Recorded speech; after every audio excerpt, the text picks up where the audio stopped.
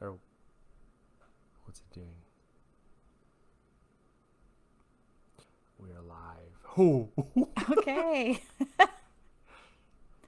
All right. Hey, guys. So, of course, in true us fashion, we've had technical difficulties getting everything going.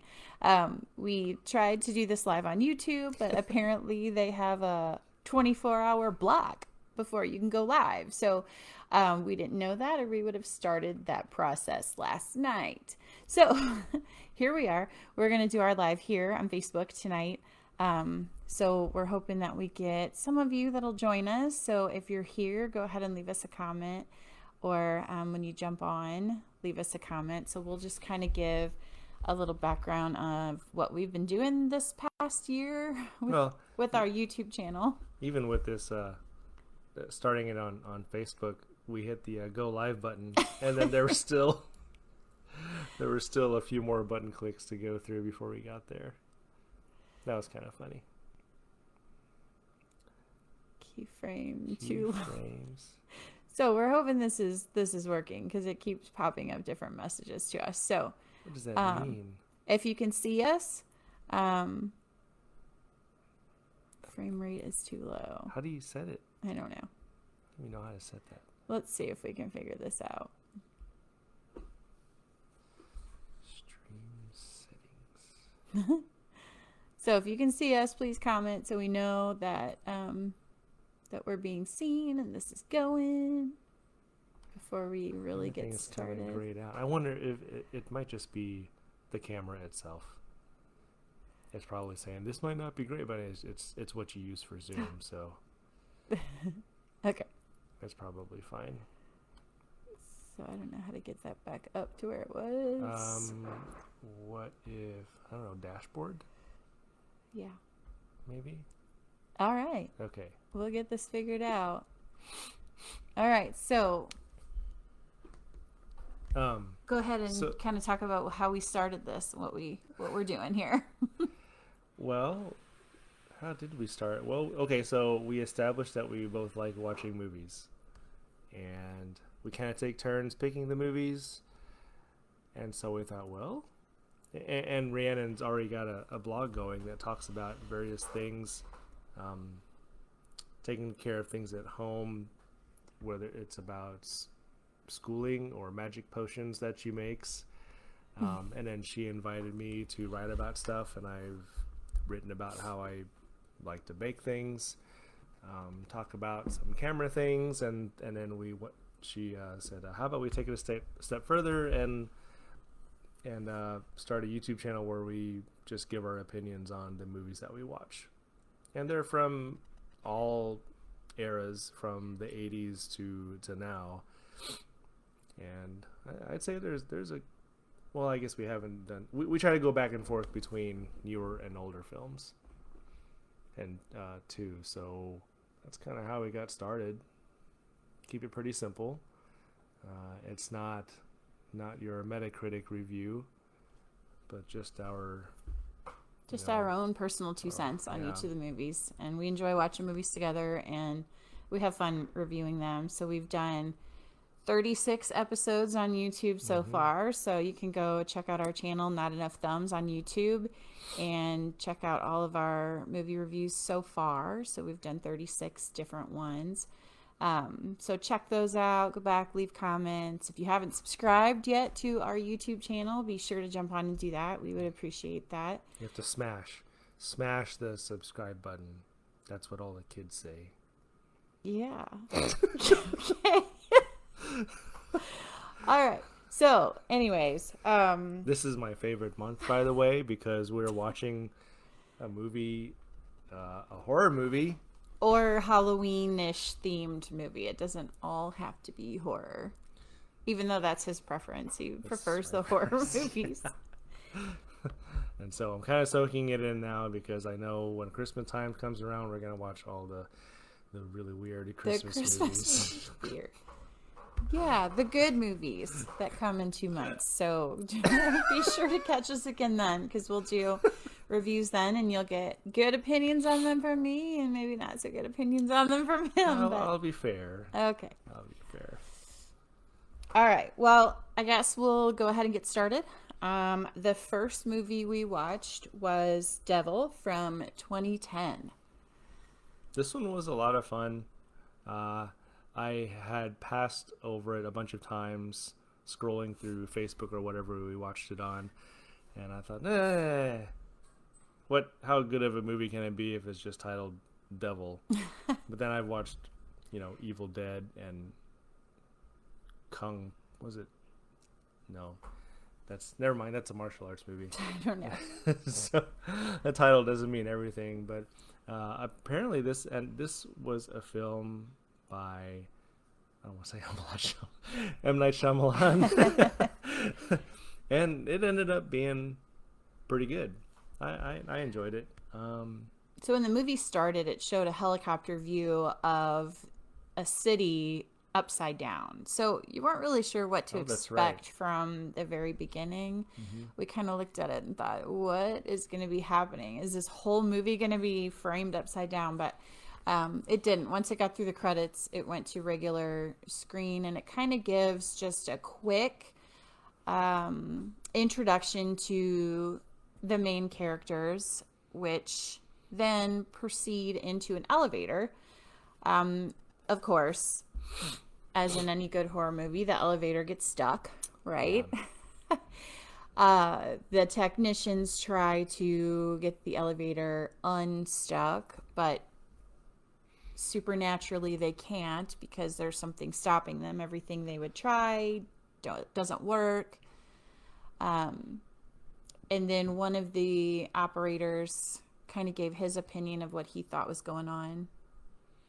Yeah, I liked how they set up all of the characters and the build up leading into each of their own character development, and then they start to become apprehensive, being trapped in that small room, making assumptions about one another.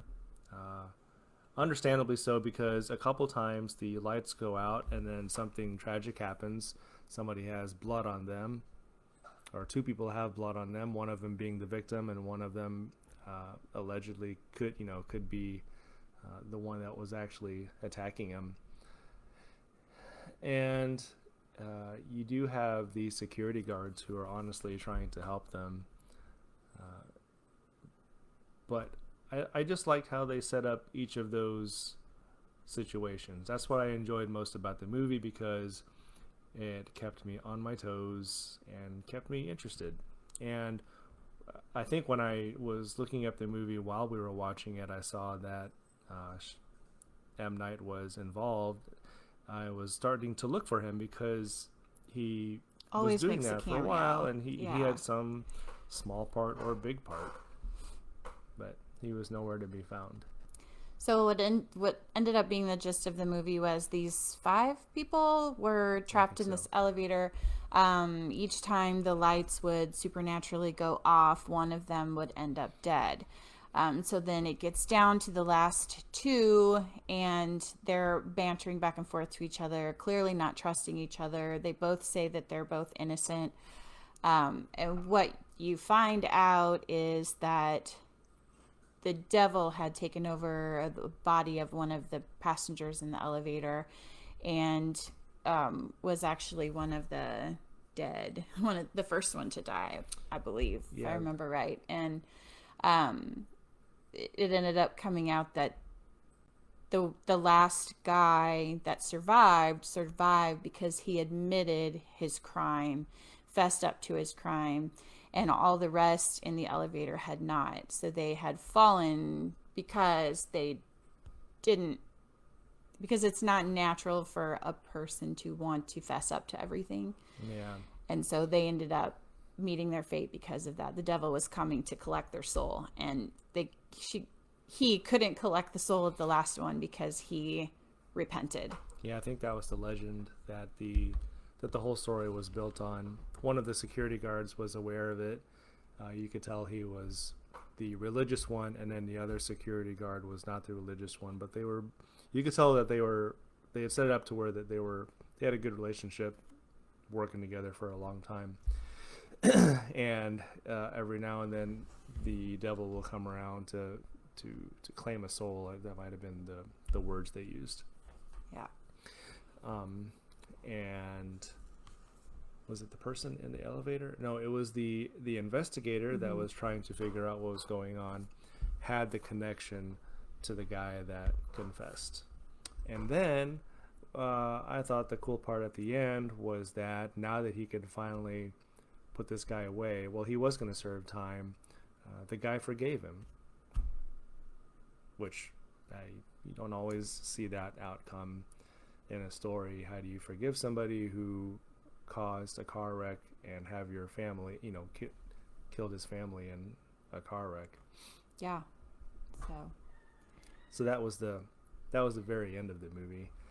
So it had sort of a redemption story at the Yeah. end, which was nice to see from a scary movie. And as far as scary images go, that was pretty minimal.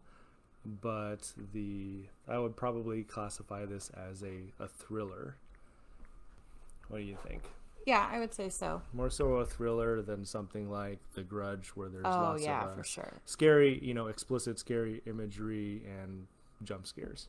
Yeah. There was a lot of suspense in this one, which we really enjoyed. So it had minor gore, not a lot of yeah. gore, just very minor, but you do see some bodily injury in Yeah. there, so. All right, so overall, what would you rate that movie out of 10? I would give it, I'd probably give it a 7.5. I would actually watch it again. That's kind of how I typically judge movies. Yeah, I rated it an 8. I thought it was pretty good. I liked the storyline, and I liked how it all played out, and I liked that it wasn't over the top, ridiculous, gory. Yeah, it was. It's not slow, but it was a nice build up. Yeah. And a fitting ending. All right, the second movie we watched was Practical Magic, but we're actually going to do that for our Tuesday movie post. So you'll have to tune in to our YouTube channel on Tuesday to get our review on Practical Magic. And then the next movie we watched was recommended by a friend of ours, Annabelle from 2014. Our friend Kristen actually recommended that we watch it. So Kristen, we watched it. So this was a good recommendation, because if it's got the word exorcism or some variation of the spelling in the title, then Annabelle, that's what we're doing. Likely to seeing it. Annabelle, Annabelle is the one we're doing, yeah. Annabelle, never mind. I like the name Annabelle, except unless it's a doll. So this one is so yeah, the typical creepy doll story, I guess, but this one was exceptionally creepy. So the way the story started was a couple that were newly married, having a baby, get pregnant with a baby, having a baby, and the husband purchased the doll Annabelle for his wife as a gift because she was a doll collector. So she collected porcelain dolls. So he had went out of the way. It even says in the movie that he spent a month's mortgage to purchase this doll for her as a gift. And gave it to her, right out of the box. I mean, she was brand new, doesn't look completely creepy, but she still had this creepy look about her. She opened the box and said, oh, "This is so cool." And then you see it on the screen, and thinking, "What's wrong with you? What's wrong with your eyes? How is this a beautiful doll?" Even you can tell towards the end, the face of the doll was becoming more maybe just distorted or messed up somehow. It changed darker. through the movie. But when she first got it, even when it was still pristine, it was quite ugly. So they lived around the era of where there was a lot of cult activity. Is it the 70s, you think? It was hard to tell, and I don't think it really gave a year. But it was around where you would hear about a lot of that cult activity. And there was a cult local to where they were living that was doing initiation rituals, I think they kind of mentioned. So the police believed that they had come into this couple's home, broke into the home, actually stabbed the wife in the stomach. Oh, that's right, yeah. And it was said they loved her doll and was carrying the doll around well, the police came in and shot the two. The woman of the couple, of the bad couple that had come in, was bleeding. Blood went into the eye of Annabelle, and that's when she became evil. And so, to give you an idea of maybe the time period, was when the newlywed that the story was about, when they first entered their house, the husband just opened the door, and then the wife says, We don't need to lock it. "You This didn't is a lock it?" safe neighborhood. Wow. And then 2 nights later, they end up with a break-in and attempted murder. She hears a scream, and then he goes. That's right, the he neighbors. He goes to check it out. I don't think he brought anything, but he ended up entering the home Of the neighbor's house. Yeah, and then just moments later, you see them in their house. They ended up in their house, and that's when everything went down. So I don't think that the bad couple, the demon worshiper couple, originally came after the doll, but I think they saw the doll, loved the doll, is what I gather from it, because they did hit the neighbor's house first. It wasn't intentionally directed towards the doll at first. Yeah. But then as the movie goes on, you see the same woman reappear with Annabelle. Which Was she showing up just in the background? I would assume it's her ghost, because she had been killed with the police interaction. That's right, yeah. So the ghost of that woman just kept haunting with Annabelle because of her blood in the eye. Things were happening on their own, like doors closing or opening, or a light moving, or a rocking chair moving. So your paranormal bits were happening in there, and she wasn't always seeing things. What else happened? When the baby was born, came after the right. baby. Or Yeah, tried to conceal the baby away from the mother. the husband was gone a lot working also, and then there was one night he said he was going to be home, but he never showed up. And after they had agreed to have a nice dinner together, and she had set up a dinner and set up the table, cooked up a nice dinner, and he never showed. And a few things happened over there too. Overall I thought it was a lot of suspense. Yeah. There was mostly suspense. I don't recall a whole lot of blood besides when they had the interaction with the couple, really. Yeah, it was just, demonic images and things like that you would see. Oh, and she made a friend. The wife made a friend, and who ended up saving her in the end, because the demon that was after them wanted to come to claim a soul. Yep. So they were coming to claim a soul, and that had happened to the wife's friend years before with her daughter, who they found out had owned Annabelle, or had some connection with Annabelle, the doll. So this doll had been haunting people in the past, clearly had a demon attached to it, so anywhere it went, it was causing problems. And then so it wanted the soul of the baby because it was an innocent, and it couldn't refuse. So that's why it went after the baby and tried to separate the baby from the mother, and was going to take the baby, but the friend of the mother sacrificed herself. Yeah, the wife was about to jump out the window. The wife was about to do the sacrifice because she realized that it needed a soul, and to get her baby back, she had to give her soul. Yep. So she was willing to make that sacrifice for her baby, but the friend took her place, threw her down, and took Annabelle and I think the husband helped did pull the her deed down. herself. Yeah. Yeah. So the demon got its soul, and then Annabelle went on, and you see at the very end that Annabelle was in a sales shop, and somebody went to purchase her. So there's going to be a 2, and there is, of course. Round and round, yeah. So what would you rate Annabelle overall? Yeah, that's probably a 6.5. It was okay. You gave it more credit than me. I give it about a 4. I was not a big fan of it. I am not a big fan of movies that involve the harm of children, and even though the baby wasn't harmed, the intent was to do so. And Oh, there So was. that Yeah, one of the movies involves potential harm with children. which we'll We're get to gonna get that to one. that one in a minute, and that one, yeah, So 6.5, you say. I gave it a yeah, 4 for Annabelle. So check it out if you'd like. for an But average of 3. that's our that's our view of it. All right, and then our next movie is the one you were hoping to speak on, The Exorcism of Emily Rose Yeah, I from totally thought we were talking about that. 2005. Yeah, and so this one actually has Jennifer Carpenter. You may know her from her role of Deborah Morgan from Dexter, which is a pretty interesting series. Um, but she is a great actress, and I looked into it a little more specifically about this movie, and it was she had earned an MTV award for most frightened actress, so she pulled it off really well, being the one that was under possession of a demon.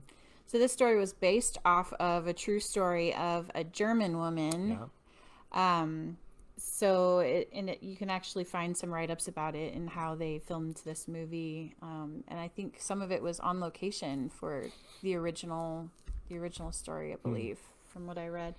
Um, but it's basically a court case for a priest who is trying to get pinned for the murder or at the very least the negligent manslaughter of Emily Rose, because he recognized demon possession in her when the doctors were saying it was schizophrenia and all these other mental illnesses that were going on with her. So it was basically a court battle between this priest and his lawyer, who was fighting for one side, and the state, who was fighting for the priest to be imprisoned. Yeah, the natural versus the supernatural, and the attorney for the defendant, in this case Emily's parents, because Emily at this point is dead. She was a top attorney, and she was selected to go after this case Because it was going to be a very, very tough case. and a high visibility one, I believe. Yeah, high profile. Mm-hmm. And so she made it known to the priest that what did she say? She cared about her client, and she listened to what he had to say and was going to be an advocate for him. But she was also trying to get all the information possible from him that she needed in order to try to win their case. And she proclaimed herself to be basically atheist. She's non-spiritual, did not believe in the supernatural, did not believe in the spirit realm of any sort. So And he didn't take any offense to that. yeah, so they kind of just had that agreement and had that understanding with each other. And as you go through the movie, and as the movie plays out and the story plays out, and they explain kind of the symptoms that Emily Rose showed and her activity and all of that, you kind of see more of how the priest was trying to show the lawyer signs of things to look for within the spiritual realm. So trying to kind of show her there is this spirituality out there. There is this realm of the supernatural. There is more to it than just mental health. And you see as they go through this, she sees evidence just around her and in the different When she's home alone, especially. yeah, so she ends up having some of these things happen to her. I wouldn't say premonitions so Did much she have as dreams or something? yeah, she kind of has these visions or these visuals of things that are happening.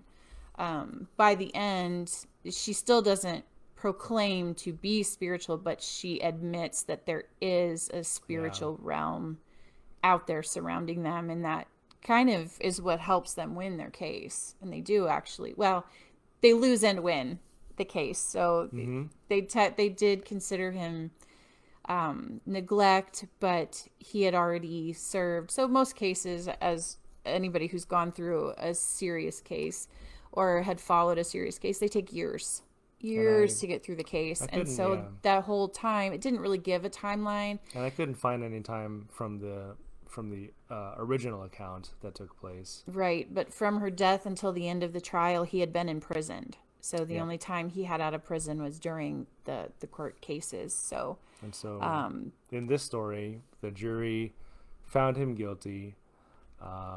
The judge says okay, and then as she was about to pass the sentencing, the jury wanted to make a recommendation that his sentence just be time already served. And so he was basically free to go. But he did have that conviction on his record, so he could never practice as a priest again. But he didn't care, because his whole goal was he wanted Emily Rose's story to be out there. Talk about her story a little bit. It was an interesting turnout, the way the jury's decision, at least, because I thought it was going to be I thought it would be predictable. Nope, he's not guilty, and they sided with the priest. But it turns out that was not the case. But he was still free, even with those restrictions of his preaching in place. But and then so throughout the movie, you see flashbacks of what Emily Rose went through, which I thought were really well done. Emily would see things, just act very strangely. What else did she do?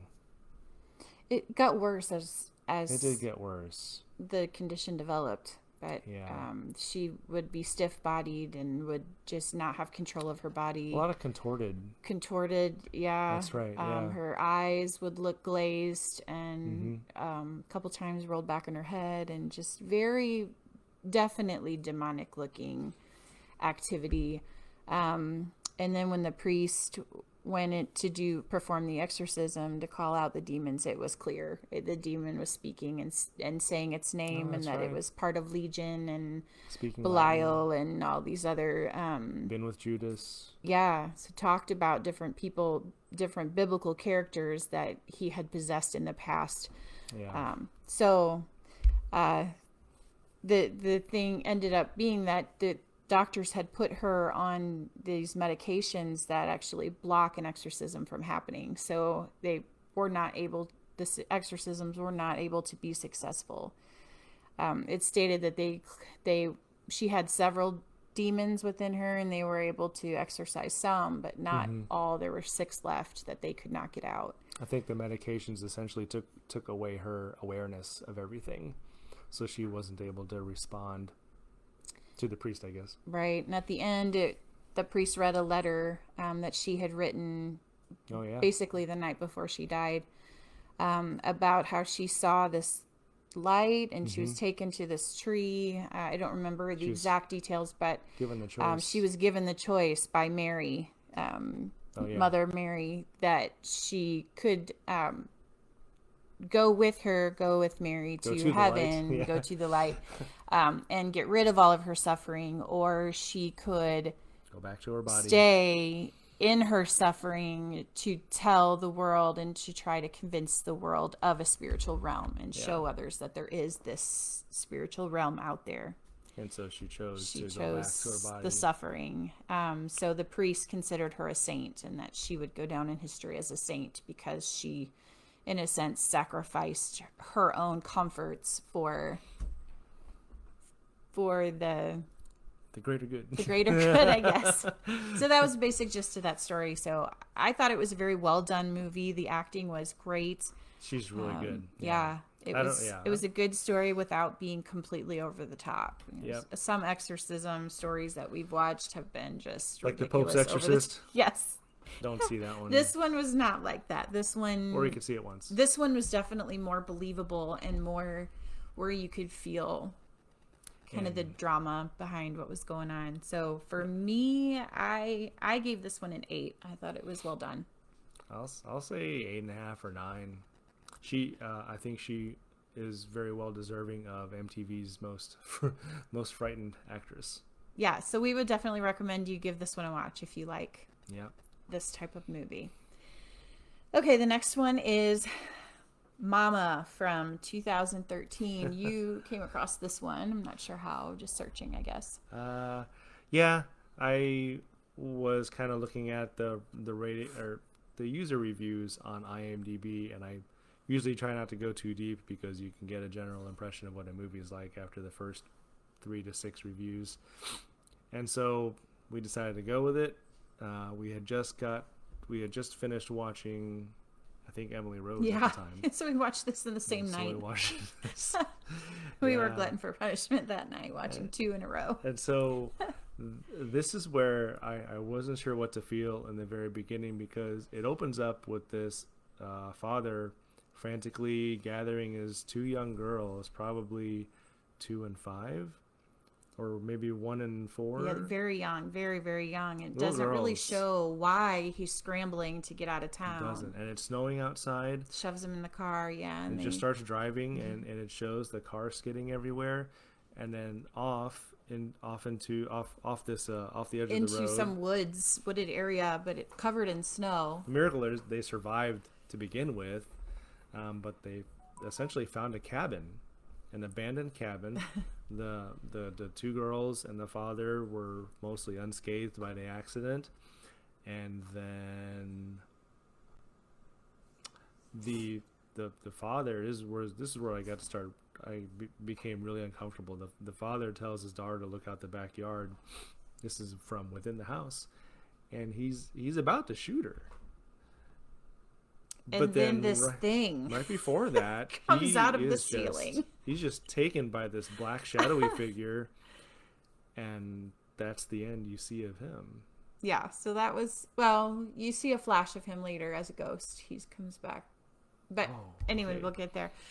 So then it kind of doesn't show the girls again. It shows... that's why. And then I thought, okay, where's this going to go? You got these 2 girls that are helpless. There's nothing in the house. I mean, they were just abandoned. And then it flashes to a couple who wanted to have kids, wanted to foster, adopt, something like that. I forget how. But they got news of the girls being found in this cabin because these hunters... It was the guy's brother. Yeah, the hunters had come by, and they saw the car that was broken, damaged badly, had run into the trees. And then they stumble on the cabin and realize these girls are in this cabin, and they've been living off of cherries. Yeah. Literal cherries. There's piles high of cherry pits on the ground. As high as they are, yeah. Yeah, there's these little creepy dolls that were made out of twigs and sticks and put together with twine. And the little girl had started walking around on all 4s. Like a beast. Like you see in a bunch of creepy movies. The youngest one, yeah. The oldest one obviously looked raggedy because they had been, and you see that it flashes that it was 5 years later. So they had lived on their own in this cabin with this thick look to her. Really dark. A lot younger. Yeah.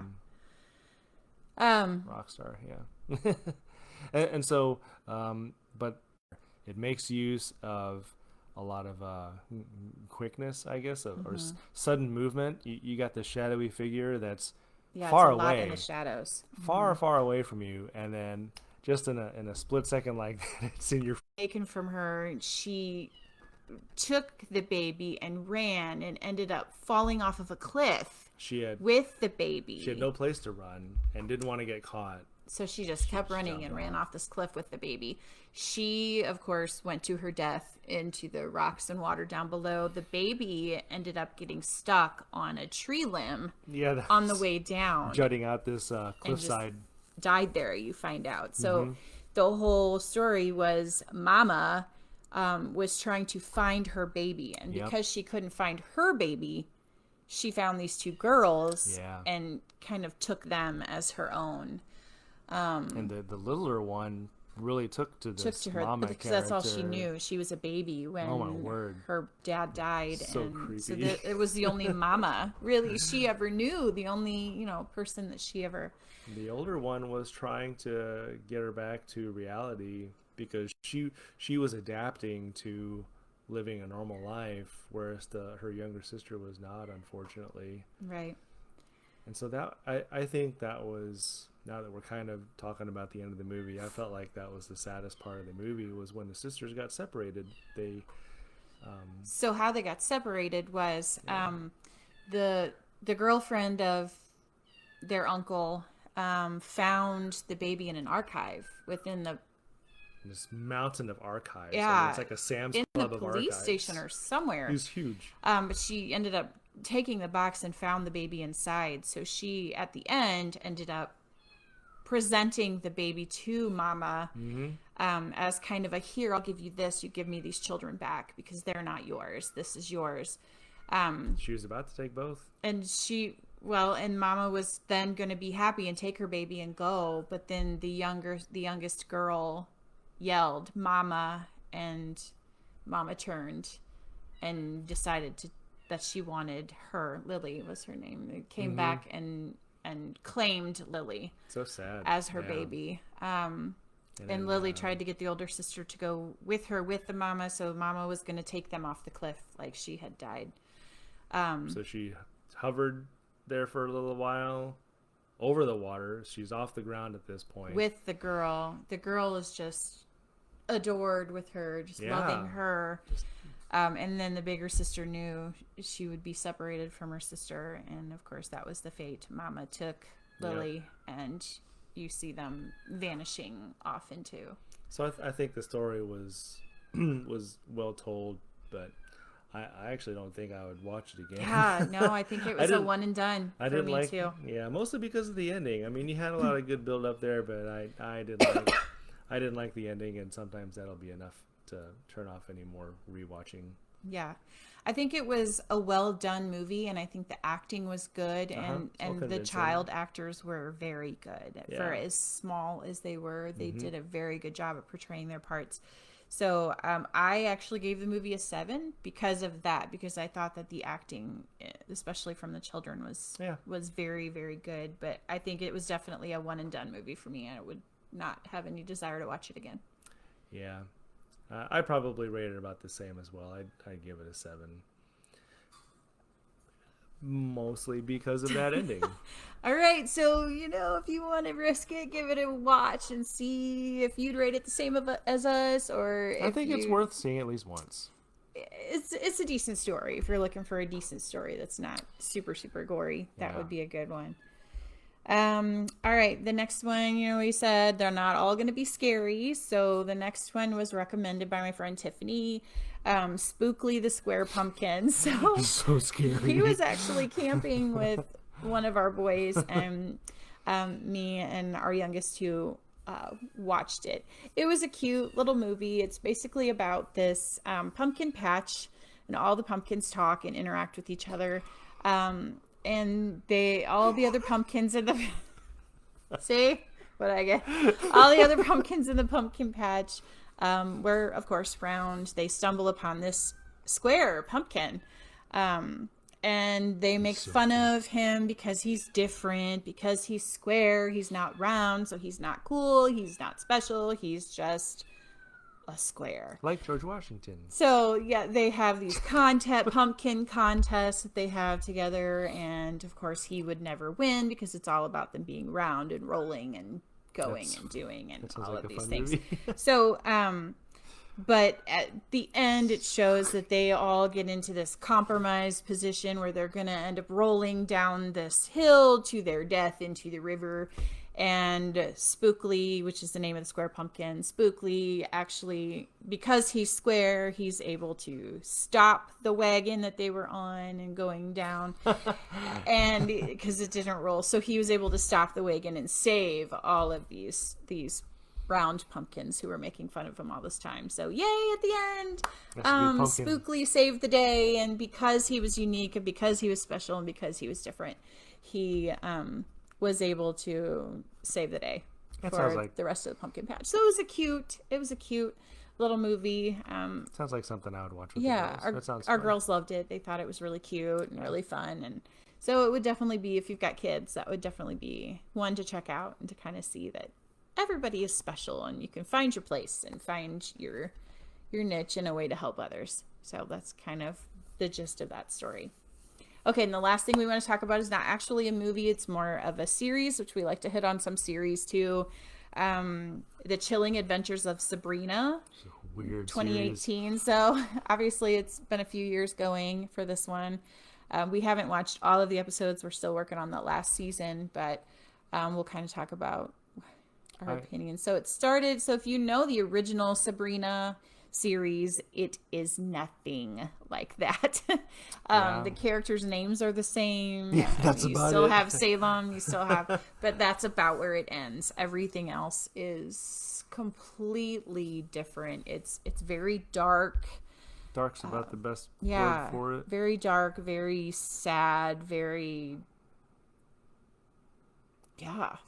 sad. There's a I guess everything that is opposite God, I guess. Now they have some funny expressions in there. Yeah, some funny dialogue. If you have I can't remember some of their expressions, but it's opposite of what you would hear. Instead of maybe something like instead of for heaven's sake, it's for hell's sake, yeah. or anything involving heaven or God. Yeah, any mention of heaven, they flip it's the altered term around completely. Yeah. So it sounds kind of funny. Now I want to say that the first season of this is probably the best season. Mm-hmm, for sure. Because it's opening you to this concept that is completely opposite of the TV show that we grew up with. Mm-hmm. And so they get you into this whole world of dark magic. There's the coven,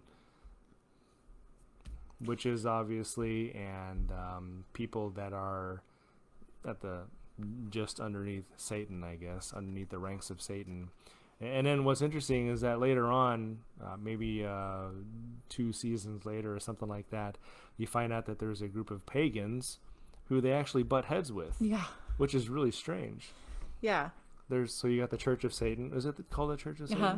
And then you got the pagans. Yep. And they actually don't get along, like and they fight each other, and so that was interesting to see that even in the underworld, the dark world, the dark realms, that there's not anonymity, is that the word, that they're still fighting, and they're still. So I think that the pagans worshipped, I guess, nature. Because a lot of them manipulated, and they had the used power. and manipulated nature and the weather, and whereas the Church of Satan, I mean, their head is Satan. Yeah. Yep. So it's just it's very dark. But the reason it's taken us so long to watch it is I personally can only watch one episode every week or so, because it's so just dark and so heavy. And I'd say the gore is pretty limited. Yeah, there's not a whole lot of that, and there's not a lot of language. There's a little bit, but I definitely think that it would be too much for young teenagers. Yeah. It's adult. It's definitely adult content. Yeah, I would say. Pretty dark. Can't emphasize that. It claims it's TV-14, but yeah. I would personally think an older audience is better for this type of movie. But. So it's an interesting spin on the series that people are familiar with. I personally prefer the original series. I like that it's not so dark. It still has some of the spells and the enchantment but it's not quite as dark. I could sit and watch a marathon of the original Sabrina. Yeah. Where this one I can't do that. But yeah, so it's definitely different. If you're expecting something like the original, you're not going to get that in this. It's completely different. It's taken the original storyline and it's twisted it for sure. It's given it a very different twist and a different spin. Yeah, I think, like she said, we still have several episodes to go.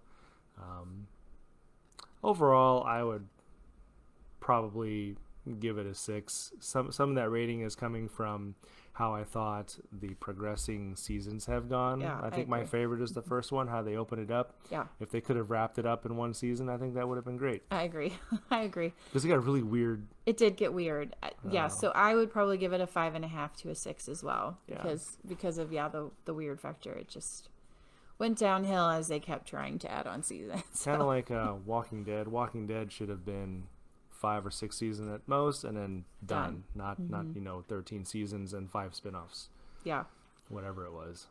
So all right. Well, guys, that was our first week of Halloween Spooktacular. So hopefully you'll catch our Tuesday post on our YouTube channel, and once we can, we'll upload this one to the YouTube channel as well, so you can catch us there for the replay. And then hopefully we'll get everything going to be live on YouTube next Friday at 9:30. So you'll get to see what we watch from Monday to Friday on Friday nights live. So hopefully you'll come back and join us there and comment some and let us know what you think. If you've seen any of these movies, tell us how you would rate them in your comment, and if you agree with our rating or not. We love to hear discussion. We'd love to discuss with you more. Even throw some suggestions our way as to absolutely. What we should watch. Yep, we've gotten some suggestions. We have a good list going from some of our friends, so there's a lot of great content still coming to you, but definitely give us some suggestions and we'll squeeze in as many as we can this month. So anything involving supernatural possessions, yeah, it's good. Or not. Or spookly. Spookly.